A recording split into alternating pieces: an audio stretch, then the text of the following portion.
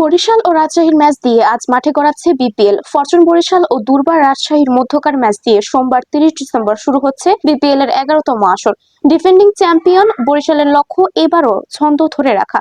তামিমের দলকে হারিয়ে শুভ সূচনার আশায় রাজশাহীর দলের পাকিস্তানি কোচ ইজাজ আহমেদ। মিরপুরে উদ্বোধনী ম্যাচ মাঠে গড়াবে দুপুর 1টায়। কালো কাপড়ে ঢাকা মিরপুর স্টেডিয়ামের একাডেমি মাঠের লোহার গ্রিল। দলগুলোর অনুশীলন দেখা যায় না ঠিক মতো, তবে টিম লিস্টে চোখ বুলিয়ে নিলেও স্পষ্ট দেখা যায় এবারও কেবল দুই একটি দলই শক্তিশালী দল গড়েছে। আর তার মধ্যে ডিফেন্ডিং চ্যাম্পিয়ন ফরচুন বরিশালের কথা আলাদাভাবে বলতেই হয়। তামিম, মুশফিক, মাহমুদুল্লাহ, শান্ত, ইবাদত বরিশালে দেশি তারকাদের ছড়াছড়ি। আসলে সবচেয়ে বড় বিদেশি তারকা পাকিস্তানের শাহিন শাহ আফ্রিদি আর ক্যারিবীয় কাইল মেয়ার্সদের নিয়ে বরিশাল দল ভয় ধরাচ্ছে সব প্রতিপক্ষের মনে। সবশেষে 2020 সালে বিপিএল এ অংশ নিয়েছিল রাজশাহী।